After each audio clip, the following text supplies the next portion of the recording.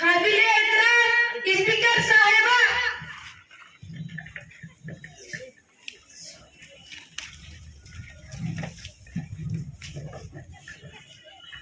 मैं आप सभी का इस असेंबली में इस्तकबाल करती हूँ।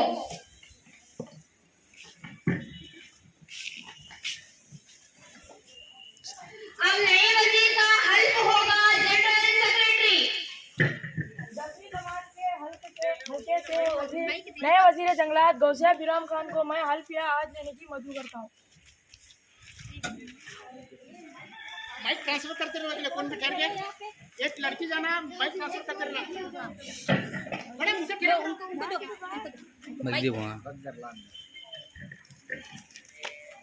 क्या आप हल्फ लेंगे? आहद हल्फ लूंगी। किस जबान में हल्फ लेंगे? अंग्रेजी में। I, Gausia Ibrahim Khan, lovingly elect a member of the Lower House of the Youth Parliament, do swear in the name of God that I will bear truthfully and allegiance to the Constitution of India, as by law established, that I will uphold the sovereignty and integrity of India, and that I will faithfully discharge the duty to enter.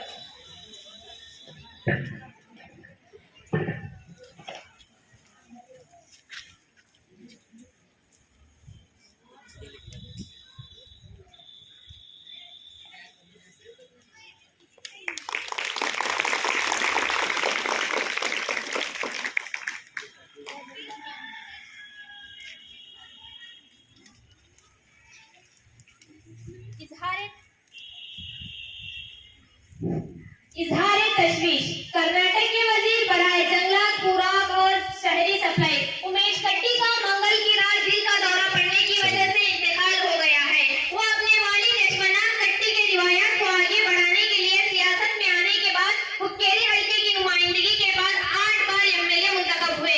हम उनके खानदान वालों को ताज़ियत पेश करते हैं। रियासत ने एक तजुर्बाकार सियासतदान उमेश कट्टी को खो दिया है, जो एक सरगर्म रहनुमा और अवाम के खादिम थे, जिन्होंने हमारे पार्टी में बेहतरीन से कारनामे अंजाम दिए हैं। कट्टी ने साल 2008 में बीजेपी में शामिल होने से पहले मुख्तलिफ जनता दल, जनता पार्टी, जेडीयू और जेडीएस के साथ वाबस्ता थे। मैं उनके खानदान को मेरी जानिब से और मेरी पार्टी की जानिब से ताज़ियत पेश करती हूँ।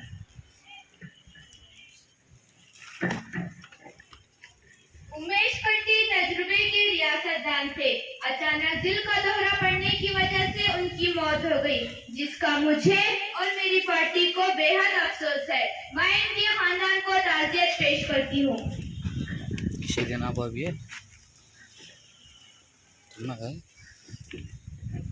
2 मिनट की खामोशी होगी।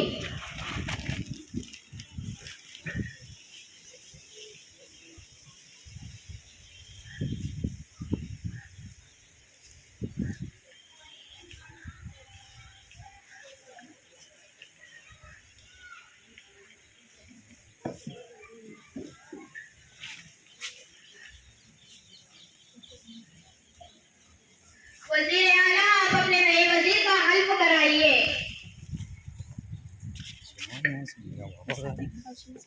हमारे पार्टी में एक नए वज़ीर जंगलात शामिल हुए हैं। मुझे उम्मीद है कि वो अपनी फराइज़ और जिम्मेदारियों को बखूबी अंजाम देंगे, और मुझे इस बात की खुशी है कि एक नौजवान मेंबर हमारे पार्टी में शामिल है। मैं उनको मेरी जानिब से और मेरी पार्टी के जानिब से इस्तकबाल करती हूँ।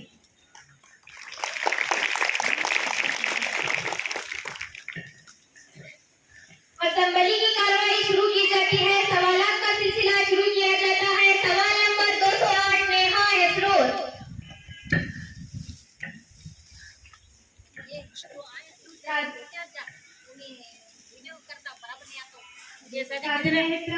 स्पीकर साहबा, मैं आपकी जानिब से ये सवाल करना चाहती हूँ कि वज़ीर मालिया से ये सवाल करना चाहती हूँ कि दिन ब दिन महंगाई बढ़ रही है, जिसकी वजह से गरीब लोग नहीं मैडम किसी पूछ रहे हैं वहाँ पढ़ना पूरा नहीं कर पा रही है। इस महंगाई को दूर करने के मुताबिक वज़ीर मालिया ने कुछ सोचा है?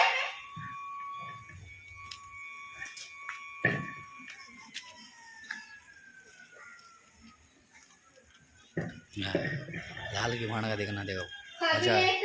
स्पीकर साहब, आपके जरिए मैं ये बताना चाहती हूँ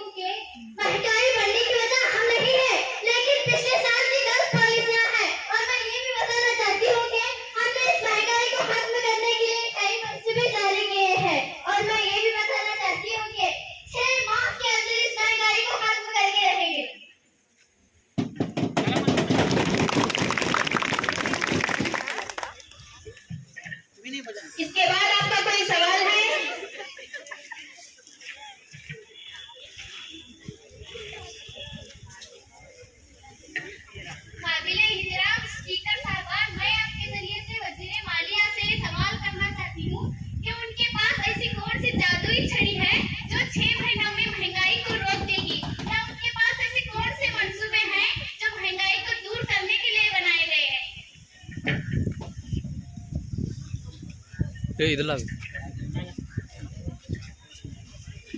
काबिल एहतराम स्पीकर साहिबा, आपके पूछे गए सवाल का जवाब देने में मैं खुशी महसूस करती हूँ। देखिए, मेरे पास कोई जादू की छड़ी तो नहीं है, लेकिन हम लोग इस महंगाई को खत्म करने के लिए कई कोशिशों में लगे हुए हैं, किसी न किसी तरीके से इस महंगाई को खत्म कर सके। इसलिए हमने दर आमदार को अहमियत नहीं दी, बल्कि हमने किसानों को सहूलियत देकर अनाज धंधा करने की हौसला अफजाई की है, ताकि अनाज की कीमत कम हो सके।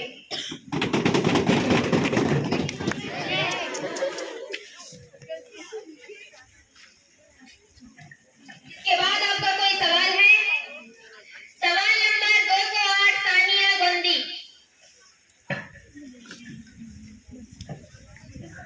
काबिल एहतराम स्पीकर साहिबा, मैं आपकी जानिब से वजीर आला से सवाल पूछना चाहती हूँ कि जो ये दावे मेरे दोस्त कर रहे हैं, ये सरासर बिल्कुल गलत है। हमारे मुल्क के किसान दिन ब दिन खर्चे की वजह से अपने आप को खुदकुशी कर रहे हैं, लेकिन हमारे मुल्क की हुकूमत कुछ भी नहीं कर रही है, लेकिन दावे बड़े बड़े कर रही है। इसका कोई जवाब है आपके पास?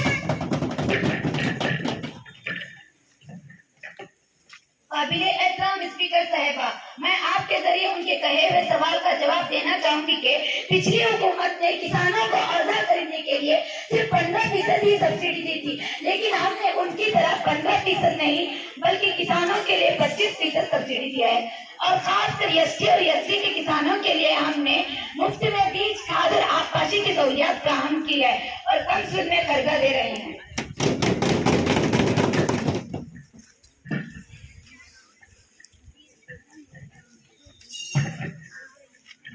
इसके बाद कोई सवाल है आपका? सवाल नंबर 308 जैनब नरेगल।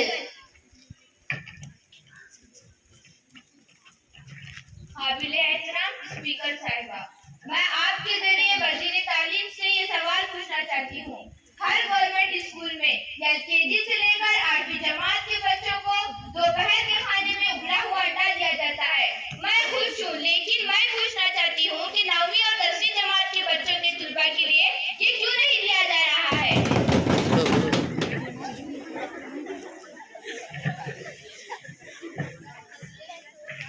काबिल एहतराम स्पीकर साहबा, मैं आपकी जानिब से ये कहना चाहती हूँ कि हमारे मुल्क में जो बच्चे एलकेजी से लेकर 8वीं जमात तक अंडे देने के मंसूबे की तारीफ हमारे दोस्त ने की है, इनका मैं दिल से शुक्रिया अदा करना चाहती हूँ। और रही बात इस सवाल की कि हमने देखा है कि 3 साल की उम्र से 13 साल की उम्र तक के बच्चों में तग़ज़िया की कमी ज्यादा पाई गई है, इसीलिए इसे दूर करने की कोशिश की जा रही है।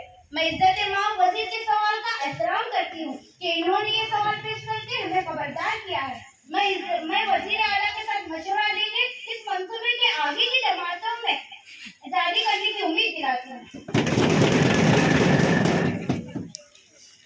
माइक दूर बटन। इसके बाद कोई सवाल है आपका? सवाल नंबर 308 नादिया बंकापुर।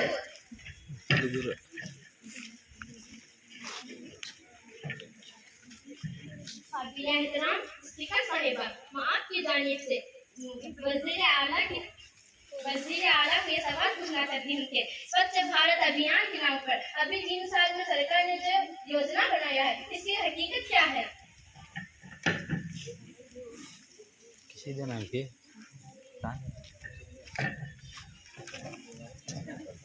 काबिल एहतराम स्पीकर साहिबा, मैं आपके जरिए से सवाल का जवाब देना चाहूंगी कि दरअसल ये जो स्वच्छ भारत अभियान योजना हमने 3 साल पहले ही शुरू की थी, उसी वक्त हमने ये बताया था कि ये अभियान में सिर्फ हुकूमत का फर्ज नहीं बल्कि मुल्क की हर शहरी की जिम्मेदारी है।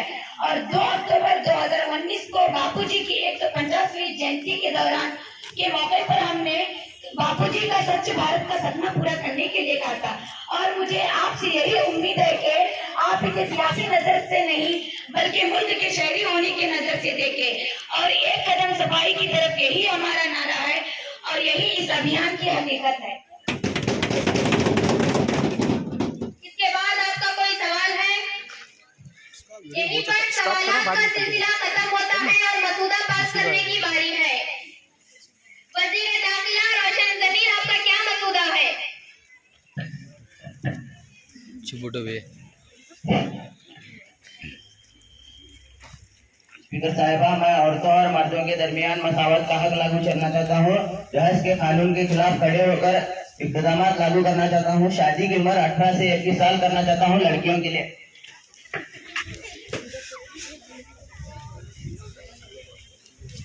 ये हुआ है हमारे दस्तूर में पहले ही से औरतों की हिफाजत के लिए बहुत सारे कानून बनाए गए हैं, जैसे कि डोमेस्टिक वायलेंस एक्ट 2005 और दहेज ममानियत एक्ट 1961 और औरतों की जिस्मानी हरासानी के मुताबिक बहुत सारे एक्ट बनाए गए हैं, लेकिन इन एक्ट पर कोई अमल नहीं हो रहा। जो औरत पैसे वाली होती है वही अदालत का दरवाजा खटखटाती है, जो गरीब होते हैं वो तो अदालत का दरवाजा ही नहीं देख पाते। ऐसे में बेचारी औरत क्या करे? करो किसी दिन हमारे वजीर ने जो मसौदा पेश किया है हमारे सामने वो मुस्तक़बिल के औरतों के लिए बहुत कारआमद है, लेकिन मेरी इल्तिजा ये है कि हुकूमत के लिए नहीं बल्कि पूरे अवाम के लिए किया जाए। अगर ये मसौदा कानून बन गया तो हर कानून पर अमल करेंगे तो हर मर्द और औरत में मसावत का हक बरकरार रहेगा। सो रहा था वहाँ से। अगर मसूदा मंजूर है तो बोलो हाँ, अगर मसूदा मंजूर नहीं है तो बोलो ना। अगर मसूदा मंजूर है तो बोलो हाँ, अगर मसूदा मंजूर नहीं है तो बोलो ना। इससे ये तय पाया कि ज्यादातर मेंबर इस मसूदे को कानून बनाना चाहते हैं ताकि औरतों की फलाह व बहबूदी हो सके। इस मसूदे को मंजूर किया जाता है, असेंबली की कार्रवाई बर्खास्त की जाती है।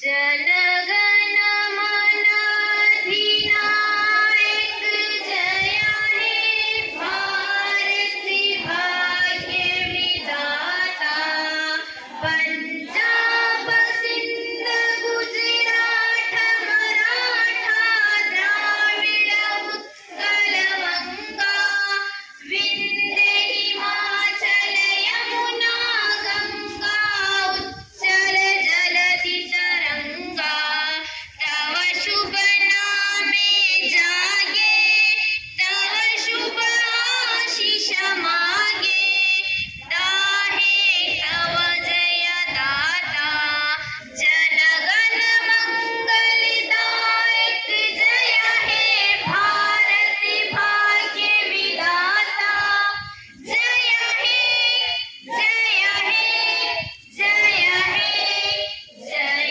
जय जय जय हे।